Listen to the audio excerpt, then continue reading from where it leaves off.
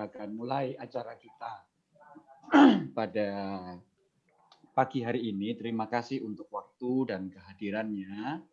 Kita akan segera mulai acara kita. Ya, kita akan pertama-tama buka di dalam doa terlebih dahulu, karena memang acara ini yang menyelenggarakan adalah lembaga pelayanan Kristiani. Kita akan buka di dalam doa secara Kristen, walaupun saya sadar ada di antara kita saudara-saudara yang beragama Muslim, dan mari kita saya mohon untuk turut dapat mendukung di dalam doa sesuai dengan agama dan keyakinan saudara-saudara sekalian. Saya akan buka awali dengan berdoa. Mari kita berdoa. Bapa Surgawi, kami bersyukur kepadamu untuk waktu pada pagi hari ini.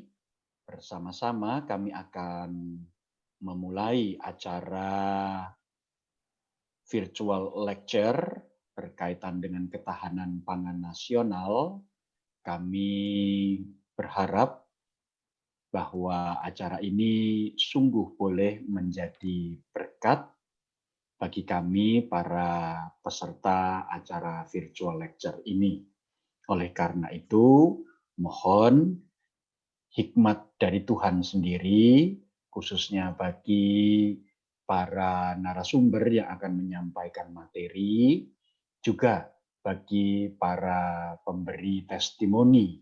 Biarlah apa yang disampaikan sungguh-sungguh boleh memberikan pencerahan.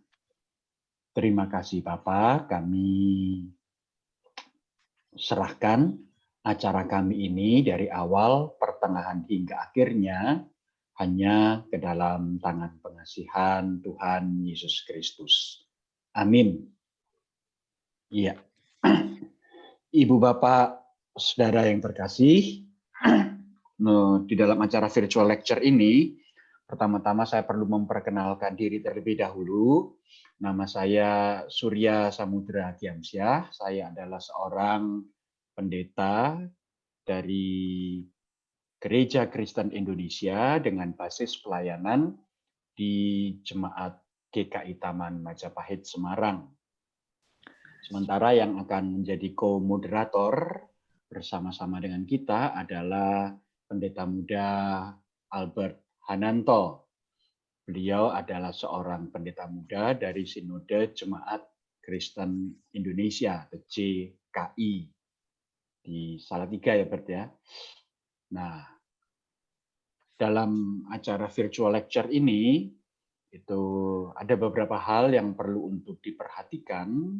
Jadi yang pertama adalah ketika nanti para narasumber menyampaikan materi atau ketika rekan-rekan yang sudah dihubungi menyampaikan testimoni, mereka menyampaikan testimoni mereka, diharapkan Ibu, Bapak, Saudara, para peserta dapat memute atau memadamkan audio sehingga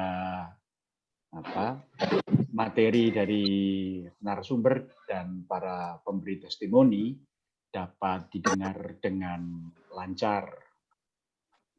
Dan yang kedua, hanya para narasumber dan para pemberi testimoni yang akan mendapatkan hak untuk membagikan tampilan atau share screen. Gitu ya. Nah, ketiga, ketika Ibu Bapak Saudara memiliki pertanyaan atau tanggapan, ketika virtual lecture ini berjalan, langsung saja Ibu Bapak Saudara bisa menulis di bagian chat room gitu. Nanti akan dirangkum pertanyaan-pertanyaan atau tanggapan-tanggapan tersebut oleh co-moderator Pendeta Muda Albert, dan kemudian nanti akan dibacakan oleh beliau begitu di akhir acara gitu ya. Nah, bagi para pemberi testimoni, penyampai testimoni, diberikan kesempatan maksimal 5 menit untuk menyampaikan testimoninya, sehingga materi-materi yang akan disampaikan oleh narasumber juga diharapkan nantinya bisa lebih kena sasaran, begitu ya, karena sudah ada testimoni terlebih dahulu. Jadi acara kita ini akan dilanjutkan dengan testimoni, pemberian testimoni, baru kemudian kita akan masuk kepada pembagian materi oleh para narasumber, dan narasumber yang pertama itu akan menyampaikan materi dari sudut kebijakan publik, itu Dr. Rian Nugroho, sementara nanti narasumber yang kedua itu Dr. Pistok akan menyampaikan hubungan antara pertanian, iklim, dan inovasi di dalam melakukan ketahanan pangan.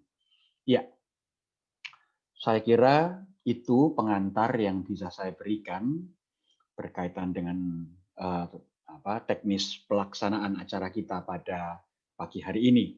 Nah, Ibu Bapak, Saudara yang terkasih dalam Tuhan Yesus Kristus, saya juga perlu menyampaikan bahwa acara ini diselenggarakan oleh dua lembaga pelayanan Kristiani, dua lembaga pelayanan gerejawi, dan yang pertama adalah CDC, Center for Development and Culture, yang berkedudukan di kota Solo, di daerah Semanggi, dan yang kedua adalah MDS, yaitu Mennonite Diakonia Service, yang juga berkedudukan di Solo, Jawa Tengah, juga berkantor di daerah Semanggi. Ya. Nah, kedua lembaga pelayanan Kristen ini berangkat memang dengan warna teologi yang berbeda. Yang pertama adalah CDC, itu berasal dari gereja-gereja Calvinis, didirikan oleh pada awalnya didirikan oleh 3 jemaat GKI, GKI Sangkrah, GKI Nusuan, dan GKI Coyudan. Dulu bernama YBKS, Yayasan Bimbingan Kesejahteraan Sosial, namun dengan perubahan undang-undang yayasan, maka kemudian sekarang berubah nama menjadi CDC, Center for Development and Culture. Sementara MDS, Mennonite Diakonia Service, adalah gereja dengan warna Mennonite, didirikan oleh Sinode Gereja Kristen Muria Indonesia, GKMI, dan kedua lembaga ini adalah lembaga yang terus bekerja sama di dalam mengerjakan pelayanan-pelayanan yang bersifat sosial kemanusiaan. Dan kami bersukacita, kami bersyukur bahwa acara kita itu juga didukung oleh beberapa lembaga yang lain, gitu ya. Didukung oleh beberapa lembaga yang lain. Yang pertama, acara kita ini juga didukung oleh Sinode Gereja Batak Karo Protestan di BKP, di mana salah satu pendeta sinodenya, Pendeta Rosmalia Barus, akan menyampaikan testimoninya. Lalu kemudian kita juga didukung oleh lembaga gereja, yaitu Sinode Gereja Toraja Mamasa di Sulawesi, di mana nanti juga salah seorang kadernya, pemudanya, yaitu Pak Manasye Paturu, itu juga akan menyampaikan testimoni bagaimana situasi kondisi di Toraja Mamasa. Dan yang ketiga, acara ini juga didukung oleh Departemen Kesaksian dan Pelayanan, Badan Pekerja Majelis Sinode Wilayah, GKI Sinode Wilayah Jawa Tengah, yang dalam hal ini di tengah-tengah kita hadir Ketua Departemen Kesaksian dan Pelayanan, yaitu Pendeta Enos Bayu. Juga acara kita ini didukung oleh Yayasan Mardiko Indonesia, didukung pula oleh Gerakan Kemanusiaan Indonesia, serta didukung pula oleh lembaga ICRP, gitu ya, Indonesian Conference on Religion and Peace, gitu ya. Jadi ada beberapa lembaga yang turut mendukung acara ini. Selain memang salah seorang narasumber pada acara kita berasal dari Universitas Kristen Satya Wacana Salatiga, yaitu Dr. Insinyur Pistok Simanjuntak, begitu ya. Nah, demikian pengantar singkat berkaitan dengan acara kita pada pagi hari ini, dan oleh karena itu saya akan mempersilahkan rekan-rekan, saudara-saudara yang akan menyampaikan testimoni untuk dapat mempersiapkan diri. Sudah hadir bersama-sama dengan kita Pendeta Samuel Dian Pramana dari GKI Sinode Wilayah Jawa Timur. Dan beliau yang akan mendapatkan kesempatan pertama untuk menyampaikan testimoni berkaitan dengan proyek yang beliau pegang pada saat ini sebagai penanggung jawab program IJOL yang dilakukan oleh BPMSW DKI Sinode Wilayah Jawa Timur. Oke, saya persilakan Pendeta Samuel Dian Pramana untuk boleh menyampaikan testimoninya. Maksimal 5 menit. Monggo, silakan.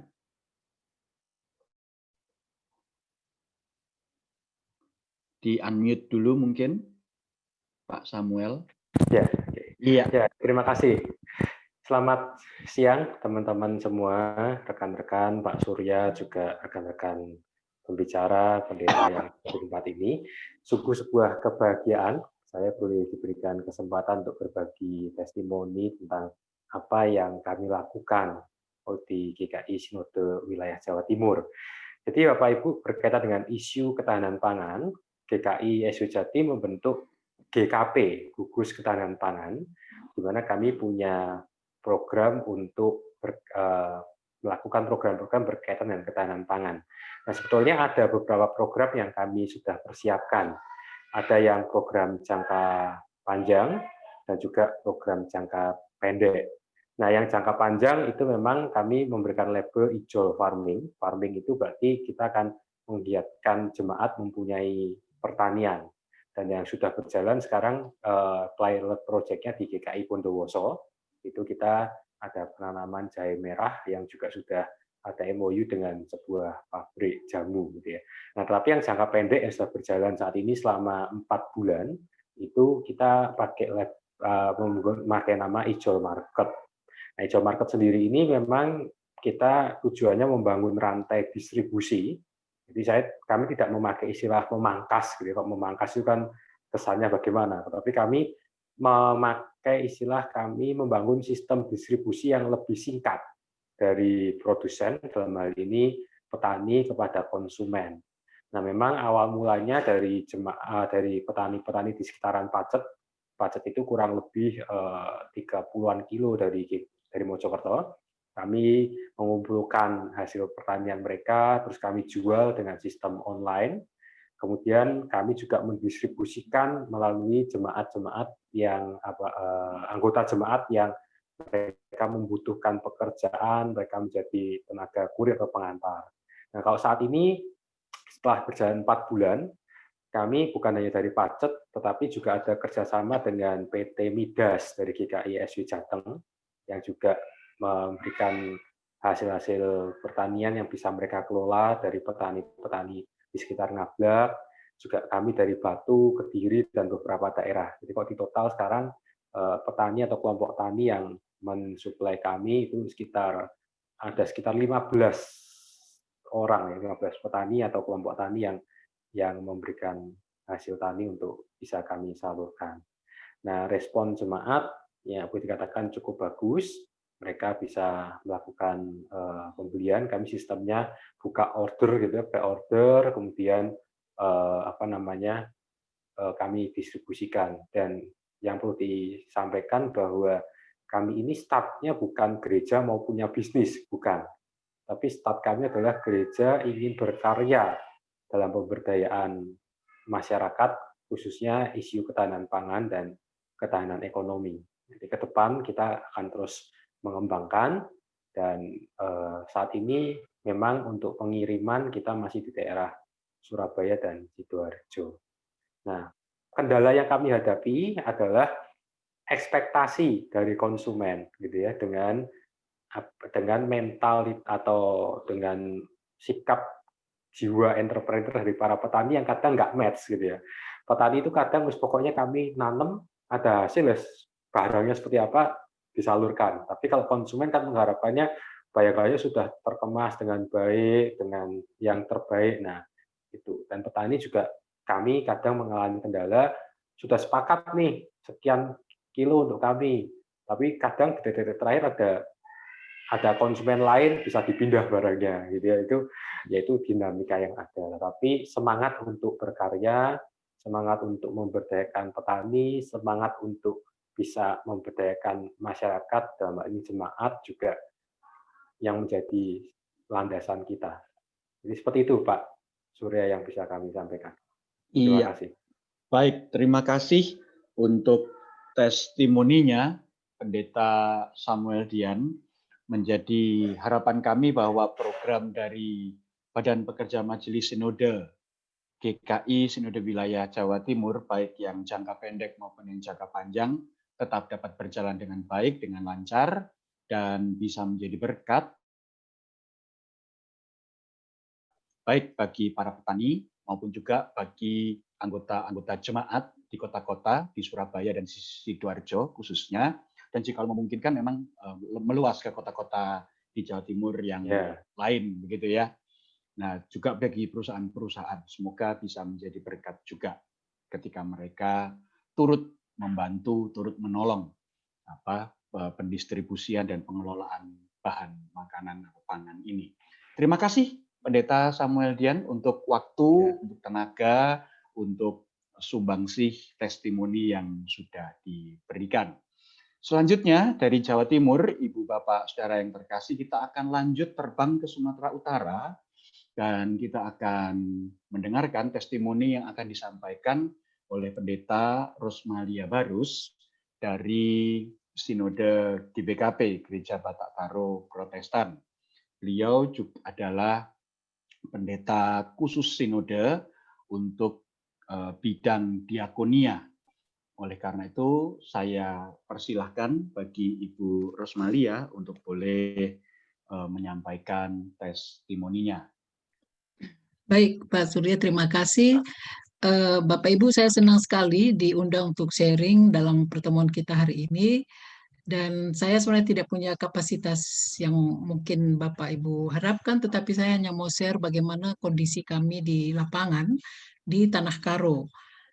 Jadi Tanah Karo ini terdiri dari 259 desa, 17 kecamatan. Kita tahu dulu Tanah Karo ini adalah mayoritas menanam padi, jagung, dan jeruk. Kopi sebagian di daerah Sidikalang. Tetapi dalam perkembangannya tahun 90-an tinggal jagung dan kopi dan jeruk, tetapi sebagian besar masyarakat itu sudah menanam palawija, sayur-sayuran di daerah dataran tinggi. Dan luar biasa itu masyarakat petani Karo itu saya lihat langsung pekerja keras, tidak ada tanah yang kosong sedikit pun untuk tidak ditanamin. Nah, persoalan kami di Tanah Karo adalah sama sekali tidak adanya semacam manajemen untuk pendistribusian produk-produk pertanian masyarakat. Sehingga sering sekali ketika ada satu sayuran mahal, maka semua orang akan menanam itu. Lalu ketika semua orang menanam, misalnya wortel ya, kalau semua menanam wortel, maka ketika panen akan terjadi harga yang anjlok. Ini contoh nyata seperti hari ini, dari 2 hari yang lalu, wortel itu hanya Rp1.500 per kilo. Wortel. Tomat hanya Rp4.000 per kilo. Brokoli itu hanya 2.500 per kilo. Dan ini justru mengancam ketahanan pangan orang Karo, masyarakat di Karo, maaf. Lalu terjadinya erupsi Sinabung dari 2010, itu hampir 30% daerah pertanian itu hancur total itu. Tidak bisa lagi. Ketika masyarakat sudah kembali ke beberapa desa mau mulai tanam lagi, Agustus tadi terjadi lagi ledakan erupsi yang luar biasa. Nah, tidak adanya manajemen dari pemerintah, karena kami sudah ke Dinas Ketahanan Pangan, ke Bulog dan sebagainya, kami bermohon apakah bisa menanam padi ulang sehingga orang Kabupaten Karo tidak menerima beras dari tempat lain tapi bisa mandiri, tapi ternyata database di pemerintahan juga tidak lengkap. Jadi atas inisiasi bidang diakonia supaya bupati mengundang asisten 2 yang menangani ketahanan pangan, tapi ternyata semua tidak berdasarkan data dan ini kesulitan. Sehingga salah satu contoh misalnya beras. Kenapa kami harus mendatangkan beras dari Aceh? Kenapa masyarakat Karo yang subur harus membeli beras dari Aceh? Baru saja diinformasikan Kepala Dinas Pertanian bahwa ternyata daerah-daerah yang menanam padi, mereka menanam padi, menjual padinya ke Aceh, lalu di Aceh itu mereka jadikan beras, lalu beras itulah yang dijual kembali ke Tanah Karo. Karena di Aceh itu ada perda tidak boleh menjual gabah, harus menjual beras. Sementara kami di Kabupaten Karo tidak ada perda yang mengatur tentang hal itu. Dan ini tentu harganya sudah lebih mahal.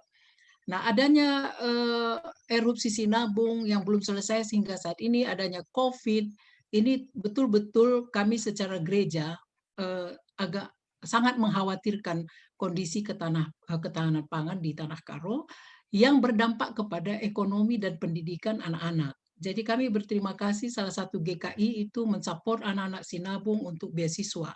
Dan juga teman-teman yang disampaikan Pak Surya tadi, ada beberapa di sini yang juga ikut membantu kami untuk menolong kami. Misalnya dari GKY juga sudah datang dengan PPMT, tetapi kita juga punya Yayasan Ate Keleng untuk pendampingan masyarakat, pengembangan ekonomi. Dan kalau ini tidak diatur secara baik, kami akan terus terpuruk.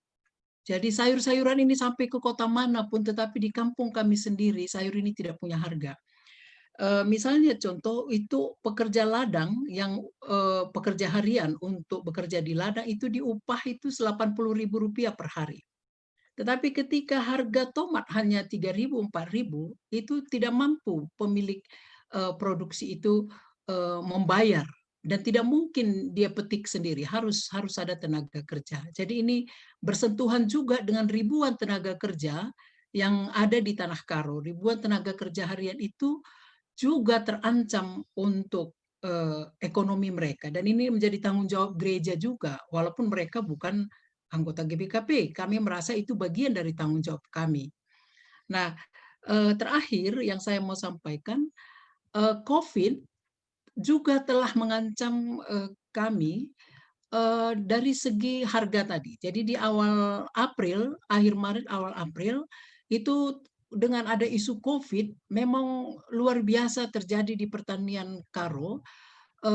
Teman-teman yang biasa, masyarakat yang biasa datang dari Medan, dari kota-kota lain membeli sayuran, tiba-tiba stop. Jadi ada penumpukan, ratusan ton itu ada terjadi penumpukan sayur mayur. Lalu ada PHK atau sulitnya cari tenaga kerja bagi ribuan pendatang. Kemudian ada kebijakan pemerintah stay at home. Jadi menghindari kerumunan. Ini kami diperhadapkan kepada gereja sehingga 1 Mei kemarin, pertengahan April kami coba barter antara satu desa ke desa lain. Misalnya Deli Serdang dia ada belimbing buah-buahan, kami barter dengan tomat dan sebagainya. Itu berlangsung 2 minggu. Dan puji Tuhan di akhir April ada seorang jemaat kita, dia memberikan kepada kami persembahan sistem pasar online. Itu yang kami sebut dengan 3T. Untuk mengamankan ini tadi, kebijakan pemerintah stay at home, lalu menolong teman-teman dapat pekerjaan, dan juga menolong petani. Dan puji Tuhan sekarang 3T ini sudah ke versi 2, dan ini betul-betul berbasis masyarakat. Ada banyak pengusaha mau invest, tapi kami tolak. Ini betul-betul menolong masyarakat dalam kondisi saat ini, dan ribuan peluang bagi masyarakat untuk memasukkan produksinya di pasar online 3T, dan kami bermimpi suatu saat 3T ini adalah milik mereka. Gereja mungkin hanya untuk diakonia, kalaupun ada keuntungan dari aplikasi itu hanya untuk pekerjaan diakonia, tetapi kami ingin sekali ini cara kami menghadapi kapitalis, di mana di desa-desa, di kecamatan-kecamatan, ini minta maaf, Indomart, Alfamart luar biasa menjamur. Kami mencoba dari segi ini 3T pasar online ini, marketplace-nya sudah 5 Oktober tadi sudah kami resmikan. Kami berharap itu betul-betul bisa memperkuat masyarakat. Dan saat ini ada 7 cabang di Indonesia dalam rangka COVID sebenarnya. Jadi kami nggak expert di bidang itu, tetapi COVID mendorong diakonia untuk berpikir semaksimal mungkin. Mungkin itu saja yang bisa saya sampaikan, tapi yang pasti bahwa saya sangat berharap dalam rapat Modramen minggu lalu saya sampaikan ini, Modramen sangat berharap dari pertemuan kita ini kami bisa ditolong, khususnya untuk pemasaran, pengolahan produksi yang banjir, dan juga mungkin ada solusi yang lain, minimal membantu kami berbicara ke pemerintahan pusat, karena di lokal ini sudah sangat, tanda kutip, sangat bebal, tidak bisa diajak bertukar pikiran. Terima kasih. Terima kasih Bu Ros untuk testimoninya dan informasi yang disampaikan ke kita semua. Jadi kita bicara soal ketahanan pangan, tetapi ini sinyalnya atau teknis ya yang dihadapi Pak Surya, sinyalnya tidak tahan gitu, jadi terpental keluar sebentar, sehingga kita akan tetap lanjutkan dengan Pak Manasya Paturu dari Gereja Toraja Mamasa. Kami persilahkan untuk menyampaikan testimoninya.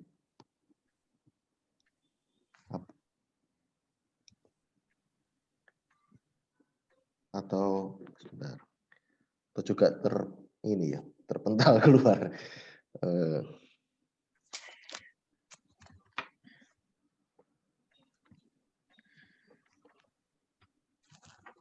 Sebentar.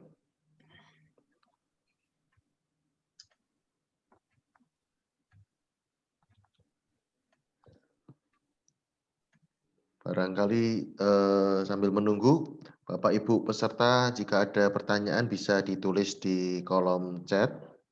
Ya.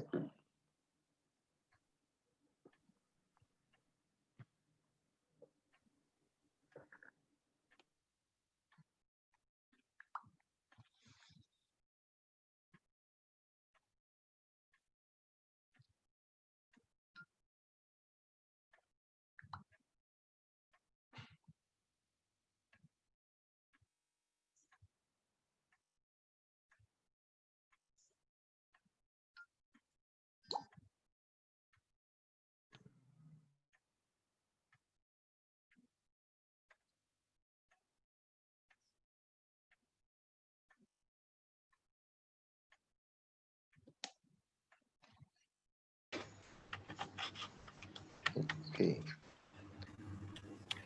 Ini Pak Surya bisa lanjutkan? Ya. Tolong diambil dulu Pak Albert. Ini Pak Manasinya tidak ada ya Pak ya? Oh, enggak ada Pak Manasinya ya? Iya. Belum ada ya? Iya.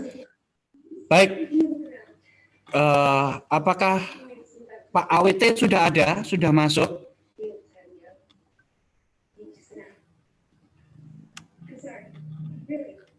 Pendeta AWT, apakah sudah masuk?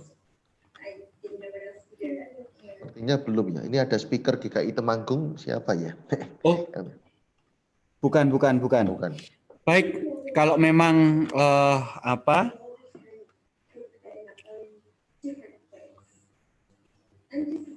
Kalau memang tidak ada, baik kita akan langsung masuk pada narasumber pertama, yaitu Bapak Dr. Rian Nugroho. Waktu saya persilakan. Baik, terima kasih Bapak Ibu Pendeta dan Bapak Ibu semuanya. Saya terharu dengan apa yang dikerjakan Bapak Pendeta di Jawa Timur dan Ibu Pendeta di Karo, karena ini luar biasa. Teman-teman semuanya, nama saya Rian Nugroho, saya anggota GKI baru. Saya juga bekerja di Martiko. Dan saya juga sekarang membantu sebagai tim pakar di Satgas COVID-19. Saya juga wakil ketua Lembaga Kajian Nawacita. Jadi kalau boleh, mumpung saya belum lupa, kalau boleh Bapak Ibu Pendeta yang di Jawa Timur dan Ibu Pendeta Rosmala yang di Karo, kalau boleh dibuatkanlah 1 atau 2 halaman semacam abstract summary yang dikerjakan. Saya coba omongan dengan teman-teman di Nawacita. Karena ini luar biasa. Kalau boleh nanti menjadi percontohan di tempat masing-masing, karena hari ini saya juga sedang buat percontohan di Solo, di namanya Desa Kemuning, di mana satu desa itu kita jadikan satu desa wisata, tapi nanti yang itu bebas COVID, kita eksperimen. Nanti rencana mungkin bulan Desember atau Januari Pak Jokowi akan buat ke situ eksperimen kita. Dan saya kira kalau kita berhasil di 2 tadi, kita akan jadikan itu eksperimen nasional nanti jadi percontohan. Ini adalah bentuk sumbangan kita kepada kehidupan berbangsa dan bernegara. Baik, Bapak Ibu, mohon izin saya share saya punya materi. Jadi, food always in the house ini saya sangat tersentuh sekali ini, karena memang saya kira seperti cerita Musa ya, Tuhan itu datang ke dunia juga untuk memberikan makanan. Ini kan roti mana kan? Jadi waktu Yesus pun itu pada susah itu ngasih makan. Saya kira tugas kita gereja ya, pada susah kita cari kasih makan semua orang. Sehingga ini prinsip kekristenan betul-betul jalan, dan ini barangkali justru menjadi waktu bagi kita untuk bekerja, untuk membantu. Gimana dengan kalau nggak salah 5 roti dan 2 ikan kita bisa makan, untuk Yesus memberi makan 5.000. Bahkan di setiap saat pun Tuhan memberi makan kepada semua sahabatnya, dan ini adalah supper. Ini yang beri nasi. Bahkan waktu setelah kebangkitannya ketemu dengan Petrus, maka pertama kali yang diomongkan makanan. Saya kira sangat nyata sampai di 2 Bapa kami itu masalah berikanlah kami pada hari makanan kami yang secukupnya. Itu sangat penting karena kita sangat diingatkan bahwa yang namanya sukacita bukan cuma rohani, tapi jasmani juga. Tanpa jasmani, rohani nggak akan bergerak kemana-mana. Dan memang COVID itu luar biasa. Saya mempunyai rumus yang ini sedang dikembangkan. Jadi untuk menghentikan persebaran COVID, maka satu-satunya solusi adalah tidak bergerak. Tapi kalau nggak bergerak, tidak ada kerjaan. Tidak ada kerjaan, tidak ada uang. Tidak ada uang, tidak ada makanan. Kami terus terang mengalami konflik yang keras dengan teman-teman di sektor perekonomian. Karena mereka memaksa membuka perekonomian, sementara teori untuk menghentikan COVID tidak bisa untuk melakukan pergerakan. Bahkan pergerakan dengan 3M itu masih cukup mencemaskan, yaitu masker, menjaga jarak, dan mencuci tangan. Ini betul-betul membuat kita berpikir keras bagaimana menyelesaikan masalah itu. Karena sejak awal kita menangani COVID sudah salah. Jadi kita di tengah-tengah kesalahan, dan jadi masalah juga. Kebetulan salah satu anggota kita, anggota gereja ya, itu juga bikin masalah besar itu, yang namanya Dr. Terawan itu. Begitu banyak dia buat kebijakan yang blunder semuanya, celaka semuanya, dan itu betul-betul memalukan karena dia bagian dari kita gitu loh. He doesn't have any empathy. Nah, ini jadi berat juga bagi kita. Jadi mungkin kita salah satu cara untuk membayar hutangnya Pak Terawan itu adalah kita juga sebagai pekerja kerja keras. Jadi memang inti masalah adalah rantai suplai bahan pangan terkendala karena pembatasan pergerakan. Tadi Ibu Pendeta sangat betul. Tambah menurunnya suplai, karena petani nggak mau tanam, Pada waktu petani nggak bisa tanam, nggak ada barang. Dan akhirnya harganya melejit. Ketika harga melejit, perkotaan akan suffer. Bukan perkotaan, sesama desa pun suffer. Harga tingkat petani jatuh karena pengambilan produk kemudian nggak diambil lagi. Membusukkan bahan pertanian di mana-mana habis karena tidak ada pergerakan, karena nggak tahu bagaimana bergerak. Kemudian pembiayaan usaha remuk juga karena pendapatan untuk modal itu anjlok. Karena biaya konsumsi naik, belum lagi biaya operasional juga naik. Kredit juga naik biayanya dan naiknya harga sarana produksi pertanian. Jadi Bapak Ibu, ini saya akan mengajar public policy. Jadi begini ceritanya ya. Jadi public policy itu ada 4 level. Pertama adalah 0, 1, 2, 3, 4, 5. Kebijakan publik di level 0 itu nggak ada kebijakan. Jadi SOP saja. Level 1 adalah kebijakan strategis, pendidikan, pertanian, kesehatan. Level 3, kebijakan dalam kondisi krisis. Krisis keuangan, kemudian krisis macam-macam lah. Tapi pada level 4, tadi 0, 1, 2, ya, 1, 0 itu ada SOP, 2 strategis, level 2 krisis. Level 3 itu kebijakan yang masalahnya itu pandemik. Dan kolateral pandemik gitu. Level 5 baru kebijakan yang masalahnya itu ekstinksi atau pemusnahan. Nah, kita itu pada kondisi di mana masalah kebijakan levelnya 3, tapi kebijakannya level 1 bahkan 0. Nggak kena sama sekali. Jadi kalau Bapak Ibu merasakan di pemerintah pusat pun itu sakit perut betul kita. Sakit perutnya nggak bisa mikir betul. Makanya tadi saya bilang dengan nggak enak tadi. You don't have any smart government. We don't have any smart people out there, up there. Bahkan kita juga punya anggota Pak Luhut juga nggak begitu keren juga eksekusinya. Jadi betul-betul nggak bisa kemana-mana. Ketika orang, terus bagaimana kami bingung? Jangan khawatir. Pemerintah juga bingung sekali. Bingung betul. Kenapa? Karena level berpikirnya nggak nyampe. Kita harus naik pesawat terbang, tetapi SIM-nya SIM-SIM. So, untuk itu bagaimana kita melakukan terobosan? Karena nggak cukup lah kita hanya kesal atau galau, tapi bagaimana kita breakthrough. Dan Bapak semuanya ini yang saya pikirkan baru level pertanian, belum level yang lain-lain, karena untuk yang namanya kelautan, perikanan saya belum tahu betul, karena mereka lebih berat ketimbang kita. Nah, untuk pertanian, memang ada data BPS ya, tenaga kerja pertanian justru turun 4,8%, produksinya nyusut 6, ini nggak masalah, 6,6%. Impor pun turun, karena di sana pun mereka nggak mau tanam juga. Nah, kalau impor turun, harganya akan naik. Dan terus terang Bapak Ibu semuanya, kita itu bawang putih nggak punya. Jadi apabila seminggu kita nggak impor bawang putih, itu orang se-Indonesia teriak, terutama Jawa Barat, Jawa Tengah, Jawa Timur, DKI Jakarta, karena kita nggak punya bawang putih. Saya pernah cerita sama Pak Ganjar, pernah cerita sama saya. Kebetulan Pak Ganjar kawan kuliah saya. Mas, tolong beritahukan kepada itu Jakarta, tekan lagi. Karena sudah seminggu, waktu itu bawang putih nggak masuk ke Indonesia. Dan yang terjadi adalah kolaps. Kita bisa bayangkan kalau kita masak nggak ada bawang putih, itu luar biasa kacau balau itu. Karena kita nggak bisa mengandalkan vetsin saja.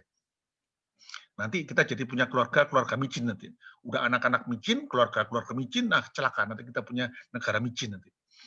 Yang ketiga adalah, yang keempat adalah dengan berkurangnya pasokan dalam negeri dan dari impor, kekurangan pangan dan inflasi harga berpotensi terjadi.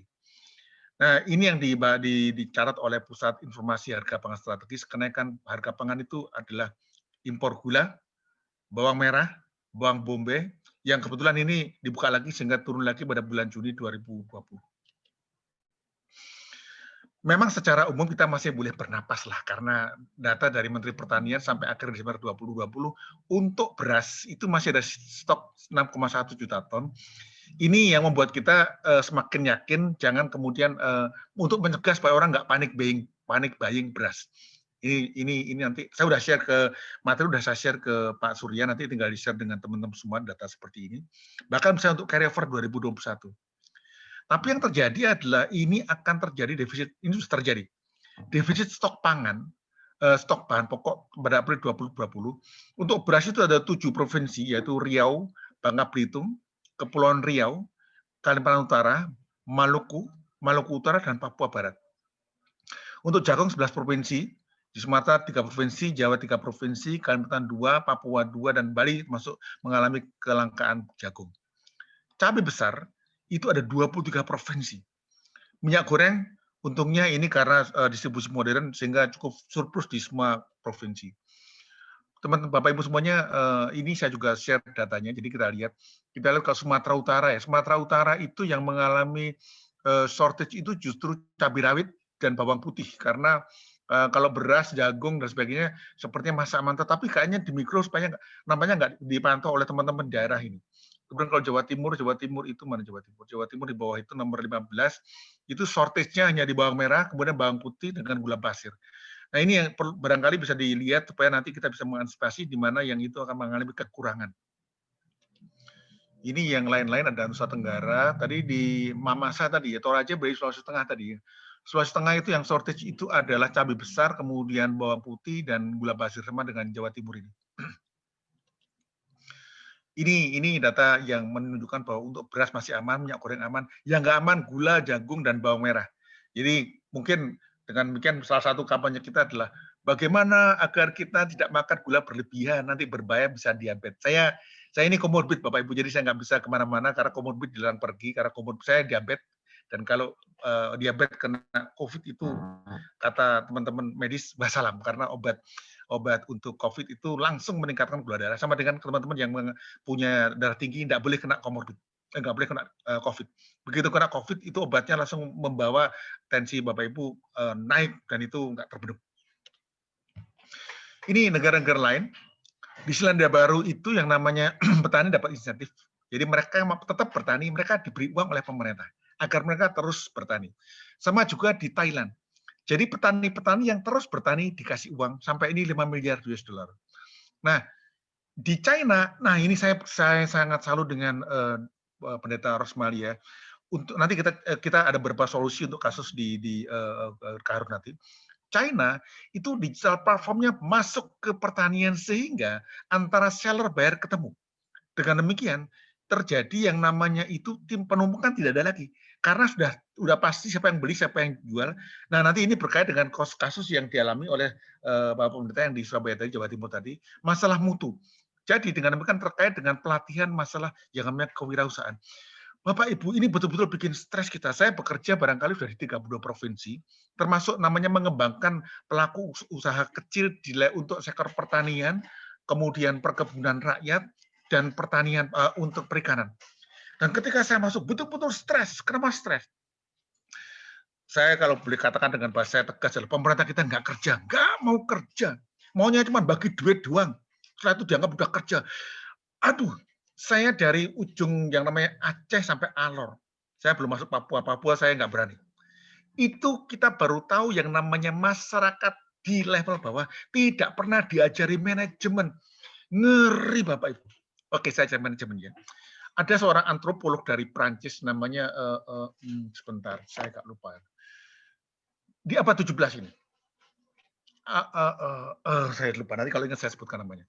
Jadi pada abad 17, antropolog ini pergi ke Amerika Serikat.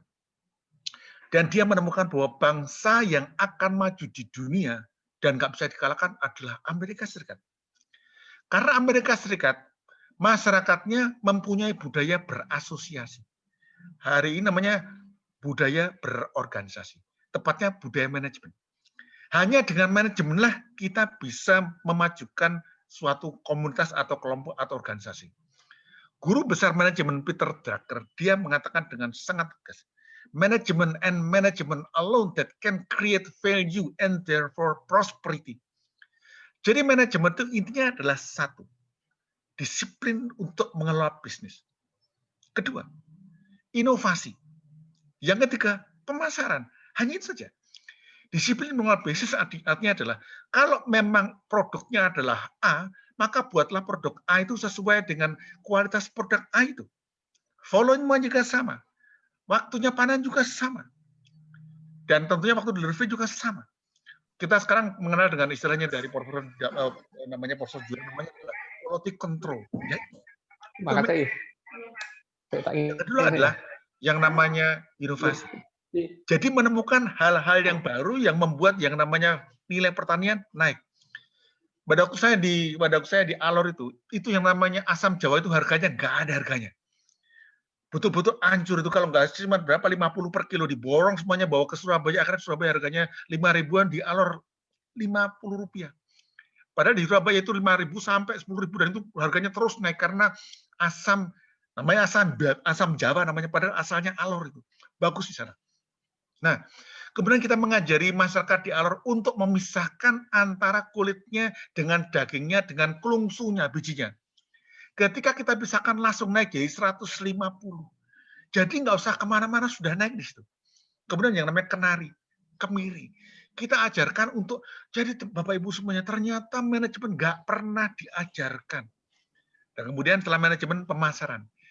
Saya masuk di kawasan di Probolinggo, di Probolinggo itu. Maaf dok, ini kok anunya freeze ya dok, PowerPoint-nya ya? Ya, masih berhenti. Oh ya, sorry ya. Baik. Yes. Baik, kalau di Probolinggo kita masuk ke marketingnya. Nanti kita memberikan masukan bagaimana marketing untuk supaya nanti bisa dipakai oleh teman-teman di lapangan. Ini program Kementan sudah ada, tapi ya begitulah, kementerian itu kadang-kadang programnya bagus tapi nggak mau ada eksekusi karena terusnya nggak ada yang mau kerja. Sampai saya kadang-kadang dibilang teman-teman, Bapak itu rewel sekali. Ya rewel karena you don't do anything at field gitu. Mereka hanya membuat program-program nyuruh orang lain kerja, cari relawan dan seterusnya. Ada namanya program namanya P2L, Pertanian Keluarga dan Pekarangan Pangan Lestari. Ada Pasar Mitra Tani, tapi terbukti di Karu aja nggak tersentuh gitu loh. Terus buat apa kan jari tangan-tangannya Menteri Pertanian sampai di seluruh Indonesia. Dan ini baru dipamerkan saja. Jadi terus sering kali Pak Jokowi itu stres gitu loh. Stresnya apa? Bapak itu nyuruh menteri, menterinya cuma ya show saja gitu, tapi di lapangan nggak kerja. Ketiga, nanti rencana ada relaksasi utang-utang untuk pertanian. Belum jalan juga. Bantuan subsidi pengangkutan pangan dari daerah surplus ke minus, nggak jalan juga. Jadi, ini di atas kertas yang masih belum jalan. Dan ini saya sangat bisa memahami kenapa teman-teman di lapangan merasa galau gitu. Dan memang kita harus, ini PBB pun, nah Bapak Ibu semuanya, kalau nanti kita perlu justifikasi internasional, gunakan kutipan-kutipan internasional. Jadi PBB memberikan pernyataan bersama tentang ketahanan pangan. Yang nomor 1, ada 8, nomor 1 aja, pangan sehat. Jadi semua negara itu di era COVID-19 wajib kudu memastikan rantai suplai pangan terus bergerak. Jadi ini justifikasi untuk menyuruh Indonesia karena udah ada kesepakatan dunia. Kedua, kepastian bahwa pendapatan dan mata pencarian mereka yang bergantung pada pertanian harus dilindungi. Yang ketiga, skema perlindungan sosial dan program di tingkat masyarakat harus membantu memastikan bahwa kelompok yang paling rentan dapat mengakses makanan bergizi. Keempat, pesan harus jelas dikomunikasikan pentingnya asupan makanan. Jadi Bapak Ibu semuanya, ini kutipan di level internasional yang dapat dikutip untuk ikut mempressure kita punya pemerintah. Karena pemerintah kita seringkali double. Oh apa? Ini ditekan semua kepala negara loh ini. Pak Jokowi juga tekan ini juga. Jadi kalau sampai ada menteri pejabat nggak kerja, boleh dimarahi karena ada kesepakatan ini. Dan ini pernyataan dari menteri-menteri Menko Perekonomian bilang, ada harus ketersediaan, keterjangkauan, dan pemanfaatan. Ini aspek yang sifatnya sangat teknis. Dan kemudian Bapak Ibu ke kita ini, jadi untuk gereja barangkali apa yang dikerjakan oleh kita, menjaga masyarakat. Pertama, nggak panik buying, terutama untuk barang-barang yang itu simpan pendek atau perishables, karena kalau disimpan terlalu pendek nanti malah busuk atau rugi. Yang kedua, ini barangkali kalau di gereja kita bisa menggunakan cerita di mana di Alkitab ya, kalau nggak salah zaman Israel ya, ketika orang suruh ngambil secukupnya, begitu dia ngambil nggak secukupnya, besoknya busuk, keluar ulat-ulatnya. Jadi kalau barangkali kalau di gereja kita bisa memberikan message ini kepada teman-teman karena ini relevan, supaya kita mempunyai anggota jemaat tidak menjadi orang-orang yang serakah gitu, mengambil yang berlebihan atau melebihi dari yang seharusnya. Dan ini barangkali akan memberikan gempa kepada lingkungan kita, karena lingkungan kita akan ikut-ikut untuk tidak serakah melakukan panic buying. Yang ketiga, beli hasil petani lokal. Nah, Bapak Ibu nanti saya berikan contoh di Gunung Kidul nanti. Yang ketiga adalah pemberian bantuan pangan kepada yang membutuhkan. Ini yang beredar di gagasan yang beredar di teman-teman di para pakar dan praktisi dan pelaksananya.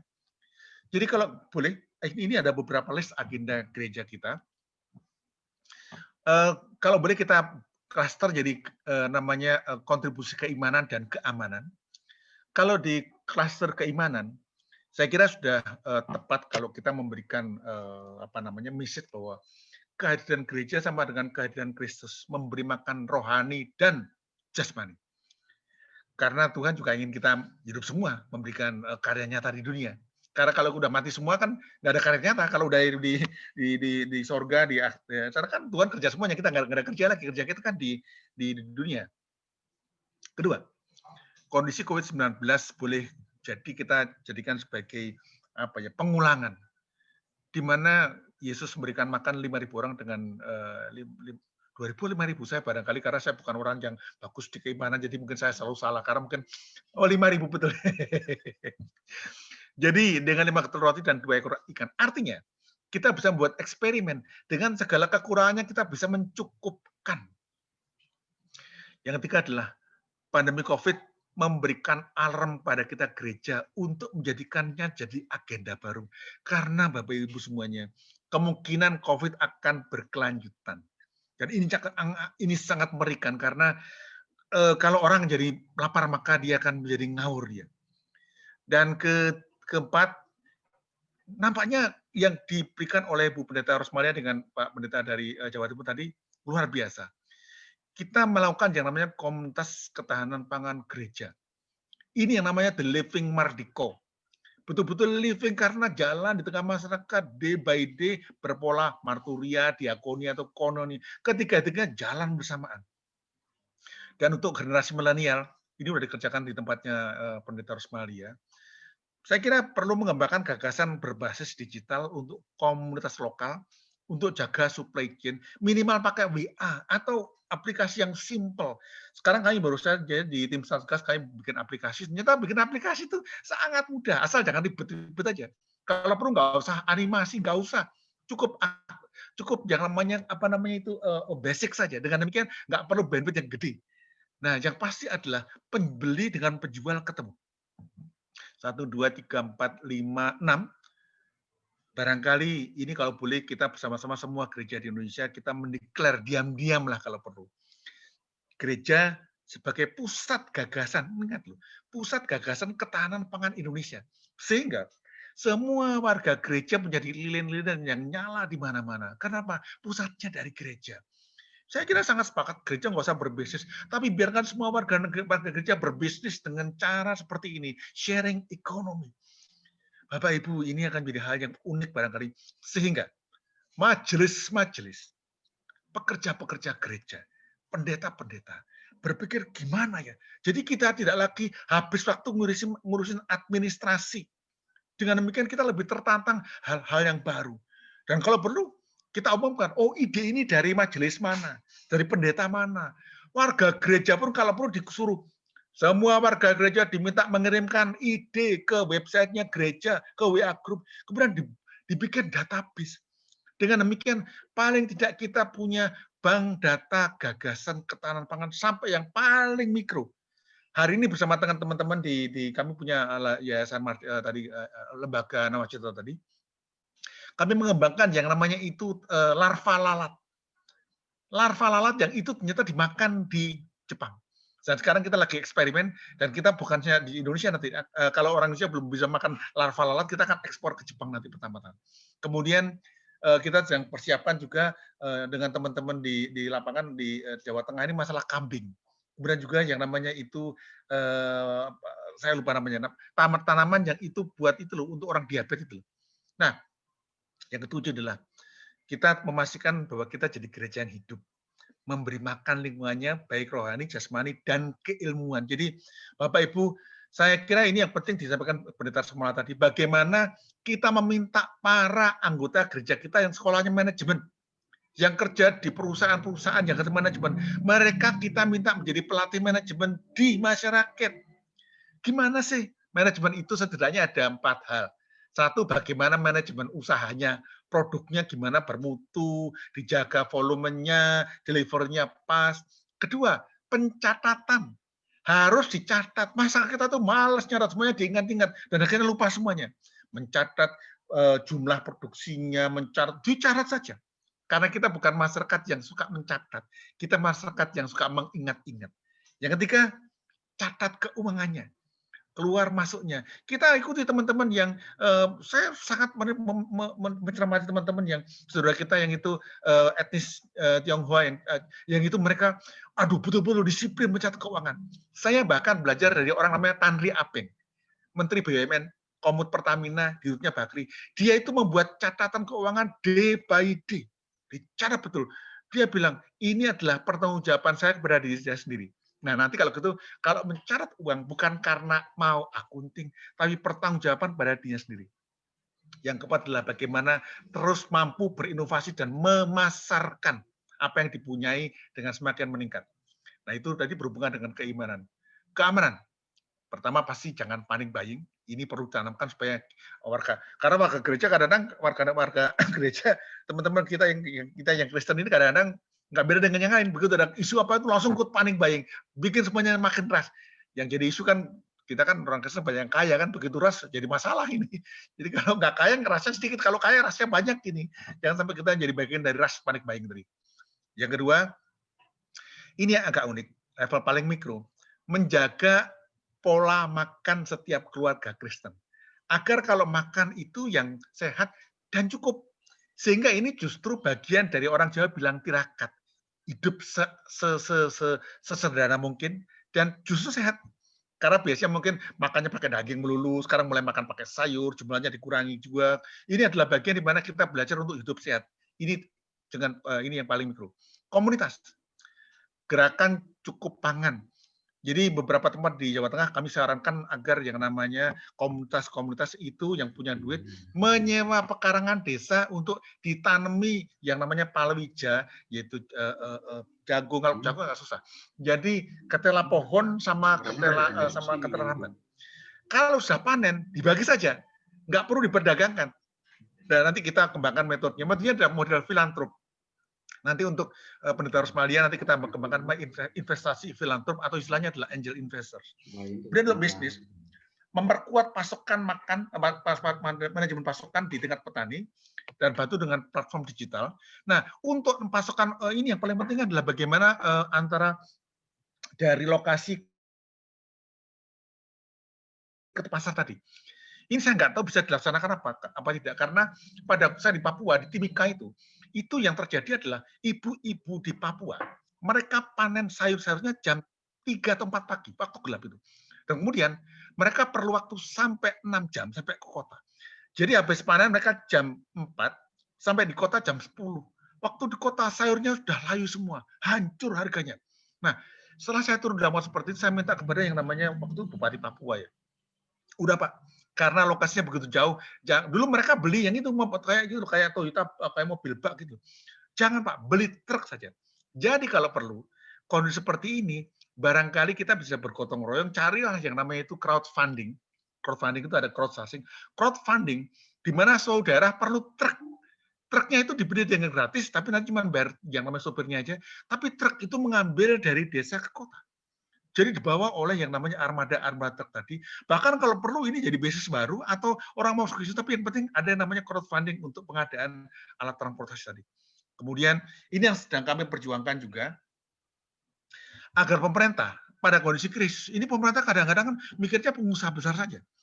Teman-teman semuanya saya tuh ngomel sama pemerintah teman di ekonomi karena kita tuh menghabiskan uang kira-kira 250 triliun untuk mereka perbankan. Bank-bank ini banyak dari pengusahanya nggak bisa nyicil utang. Bukan ditutup utangnya, tapi bunga dari pengusaha tadi yang gede-gede tadi dibayar pemerintah 200-an triliun loh. Ini yang saya minta kepada pemerintah, tolong dong yang namanya petani itu yang tetap bertani, baik bertani dalam arti dia sawah atau palawija, agar yang namanya mereka dibebaskan PBB-nya. Kenapa? Memang ini nggak ada lagi cara untuk membantu mereka. Dengan demikian yang terjadi adalah jumlah pendapatan PBB setiap daerah itu dikonversi dengan transfer dari pusat dan sangat mungkin duitnya ada. Terus ya kalau mungkin ada subsidi bunga usaha pertanian lah. Tapi yang baku adalah yang namanya PBB dihapuskan. Kemudian pemerintah perlu yang namanya itu yang ketujuh adalah intelektual temukan ilmu baru, influencer pikirkan. Nah, saya hendak memberikan beberapa masukan barangkali buat teman-teman di dua tadi. Di Jawa Timur luar biasa. Mohon berkenan diberikan yang namanya, saya udah buka ini websitenya ini, Ijol ini ya, udah jalan ada websitenya juga. Kalau boleh teman-teman semuanya saya berikan semacam rekap lah, nanti mungkin boleh sampaikan ke Pak Surya. Rekapnya bagaimana, what's your problem, bagaimana growth-nya, nanti kita bantu carikan solusi di sini karena kita juga punya jaringan cukup lumayan bagus. Nah, Ijol farming, kemudian ijol market. Jadi memang jadi problem adalah tidak ada mental entrepreneur dan profesional. Teman-teman, ini terus sangat berat sekali. Sehingga kalau boleh, begini teman-teman, caranya begini. Jangan melakukan pelatihan di desa itu, karena ada COVID. Pada waktu saya membina desa-desa di kawasan Probolinggo, maka nomor satu saya pertama, karena waktu itu kita masih bisa turun ke lapangan. Maka pertama-tama, kita turun ke desa, kemudian di desa kita mencari yang namanya itu anak desa yang sekolah ekonomi. Dia yang kita latih untuk ngerti ekonomi. Jadi langsung transfer on hold kepada anak-anak desa itu. Nah, kemudian setelah itu mereka kita pantau. Jadi kayak membantu desa lah. Nah, mereka nanti dapat fee dari masalah itu. Nah, untuk juga mereka ngurus marketingnya. Jadi yang ngurus marketing satu pintu. Anak yang kita sewa tadi. Kalau toh ada yang namanya itu BUMDes, gunakan juga nggak apa. Tapi menurut saya kalau ada anak-anaknya, anak-anak aja lah. Jangan BUMDes, karena BUMDes itu seringkali juga ada yang nakal-nakal lah gitu.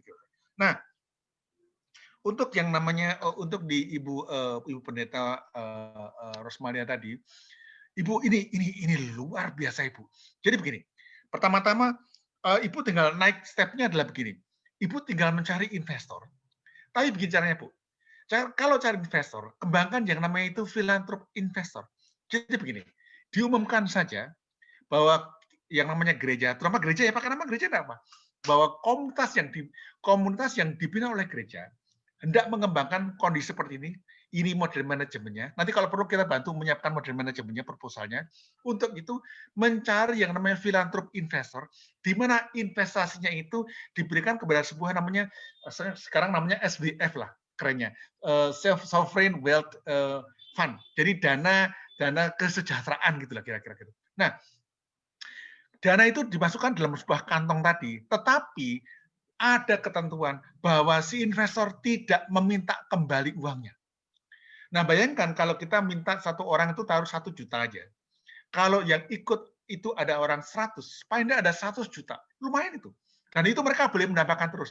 Tetapi mereka mendapatkan kepastian bahwa mereka tahu perkembangannya. Nah, dengan demikian, Bapak Ibu ini banyak orang sekali. Apabila next level, apabila yang namanya proses ini naik sehingga yang namanya nilai bisnis di kawasan tadi bisa di leverage, maka yang terjadi adalah kita bisa mengkapling tadi, namanya istilahnya kalau di namanya itu adalah dimonetize. Katakanlah satu desa itu kan ada 25 desa kan, 25 desa kan. Satu desa itu bisa menghasilkan kapitalisasi senilai 1 miliar. Maka 1 miliar ini bisa istilahnya diagunkan dulu untuk dijual sehingga orang itu mendapatkan transfer 1 miliar dulu sebelum dia transfer ini. Ini kalau di Amerika Serikat namanya itu, aduh saya lupa namanya. Bukan pasar hijau, tapi semacam itu namanya mekanisme bisnisnya ada itu. Tapi yang penting mulai dari yang namanya philanthropic investor dulu. Dengan demikian, ini juga kami lakukan di daerah Purwodadi di Jawa Tengah, Purworejo. Di Purworejo itu kami menyewa tanahnya milik desa, kemudian kita buat yang namanya itu klaster-klaster kambing, dan kemudian petaninya itu yang kita kasih pinjaman kambing, mereka mengelola kambing, dan itu kambing mereka ikut jual. Jadi mereka nggak ada modal sama sekali. Dan ketika sudah masuk dalam skala bisnis tertentu, maka kita jual pada investor. Yuk berapa sekian juta untuk dalam satu kandang kambing. Nah, itu ada teman kita yang orang accounting mengatur sehingga injeksi modal ke jalan terus. Dan akhirnya ini rencananya bahkan kandang kambingnya akan ekspansi ke desa lain. Dengan demikian, saya sangat sepakat. Kita harus melawan kapitalisme dengan cara kapitalisme. Apa kapitalisme? Modal kuat. Selama modal nggak kuat, berat. Nah, modal kuat dengan caranya apa? Ya kolaborasi. Itu kooperasinya koperasi kapitalis semua, tapi isinya kooperasi. Nah, dengan demikian pertama adalah untuk permodalan cari yang namanya modal filanthrop tadi. Nah, di mana modal filantrop, Bapak Ibu? nggak jauh-jauh lah. Saya pernah ikut mengembangkan yang namanya Pak Emil Salim punya itu yang di Padang itu, dana untuk orang Padang. Jadi orang-orang Padang di perantauan tuh diminta untuk membuat yang namanya kayak SWF gitu. Nah barangkali nggak jauh-jauh. Oh, orang-orang Batak di Jakarta tuh kaya raya. Itu adalah sumber juga untuk menggerakkan itu. Bukan Batak saja. Bahkan saya pribadi, program seperti ini akan menarik. Jadi apabila nanti saya kira ya kalau saya kira kita bisa kembangkan di teman-teman. Mardiko juga akan saya ajak. Apabila ada sebuah program seperti yang jelas itu, maka akan mudah dicarikan yang namanya philanthropic investors-nya. Nah, kemudian isu masalah ini beras. Untuk beras ini, kalau boleh saya ceritakan ceritanya Pak Hasto ini. Jadi ada orang namanya Dr. Hasto. Dia itu adalah bupati di daerah namanya West Prok.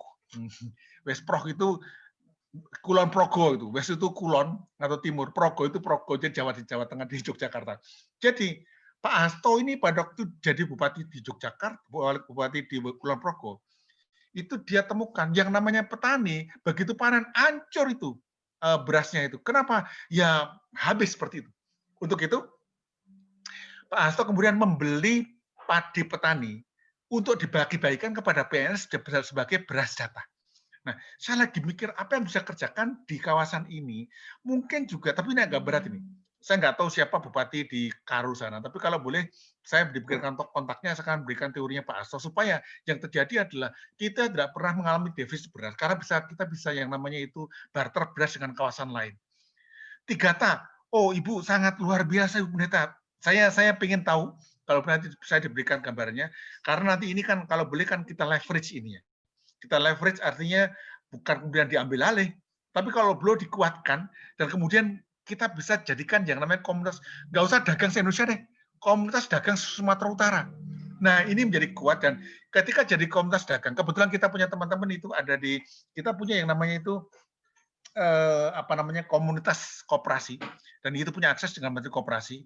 Ini kalau boleh kita jadikan percobaan untuk di kawasan itu sehingga dana-dana yang nganggur yang nggak jelas itu kita bisa akseskan.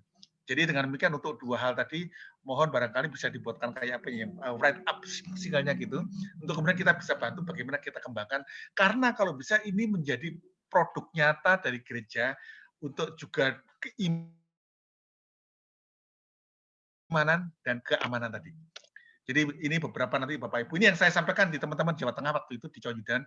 Jadi jemaat itu melakukan pengolahan bersama, kemudian mereka mulai berlatih untuk mengolah makan bersama. Jadi kayak satu keluarga masak bagi keluarga lain dikirim pakai Gojeknya atau diantar pakai apa, sehingga tidak semuanya keluarga itu masak. Dengan demikian biasanya kan kalau tiap hari masakan, bosan masakan, jadi mungkin pindah masakan di mana, jadi muter. Model seperti ini dikembangkan oleh India. India punya namanya semacam Gojek, bukan Gojek, tapi namanya kayak Gojek dapur lah gitu. Jadi satu orang yang punya dapur, dia masak dan ditawarkan kepada komunitasnya. Jadi mereka WA grup aja. Jadi misalnya hari ini saya memasak oseng-oseng pare. Siapa yang mau? Muter gitu aja. Dan itu harganya harga standar. Dengan demikian terjadi pergerakan ekonomi pada tingkat paling mikro di antara warga jemaat. Itu semacam ala GoFood antara warga jemaat lah kira-kira. Kemudian promosi lantai distribusi. Dan kelima adalah barangkali kita juga punya ide mengembangkan jenis makanan baru di era COVID ini, healthy food. Nah, dengan demikian kesimpulannya adalah dengan 5 ketul roti jelai dan 2 ekor ikan di abad 21 inilah kita membuktikan bahwa Tuhan Yesus datang itu sangat relevan karena filosofi berbaginya itu bukan semata-mata berbagi terus yang dibagi habis. Tapi setelah dibagi masih ada sisanya yang banyak lagi untuk dibagi lagi, untuk dibagi lagi. Barangkali ini menjadi sebuah bagian dari pembelajaran teologi kita. Ternyata semakin dibagi semakin nggak habis. Biasanya kita udah jadi Islam setelah dibagi ya habis. Barangkali ini yang perlu saya, karena gini, saya sering kali kalau melihat yang namanya khotbah di gereja tentang yang namanya 5 ketul roti dan 2 ekor ikan, selalu hasilnya adalah jadi cukup ya. Kita nggak pernah ajar adalah semakin dibagi semakin dapat banyak. Jadi misalnya kalau yang namanya Gojek itu nggak banyak, nggak ada apa-apanya itu. Kalau yang namanya itu Facebook nggak banyak, nggak ada apa-apanya. Bahkan kalau yang namanya hujan nggak banyak, nggak ada hujan namanya. Sama seperti juga kalau kita makan nasi, kalau nggak banyak bukan nasi, namanya itu apa namanya upo gitu, cuma satu butir aja.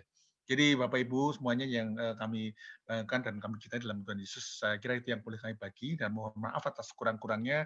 Semoga Tuhan menolong kita setiap saat. Terima kasih. Saya kembalikan kepada Pak Pendeta Surya. Iya, terima kasih Pak Rian untuk materi yang telah disampaikan. Ya, saya pribadi ketika menyimak materi tersebut merasa sungguh sangat terberkati, sehingga ya harus diakui memang bahwa selama ini di kalangan masyarakat terjadi kebingungan, kegamangan, dan biasanya kalau orang Indonesia bingung, gamang, itu cari kesalahan. Siapa yang bisa disalahkan begitu. Dan memang paling mudah dalam menyalahkan pemerintah.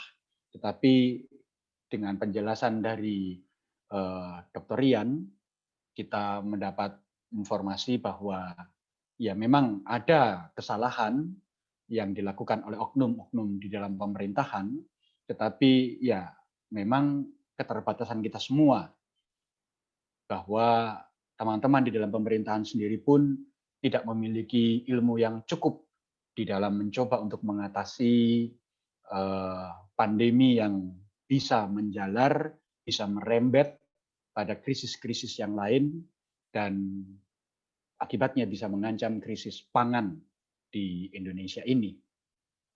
Ya, terima kasih Dr. Rian untuk materi yang telah disampaikan.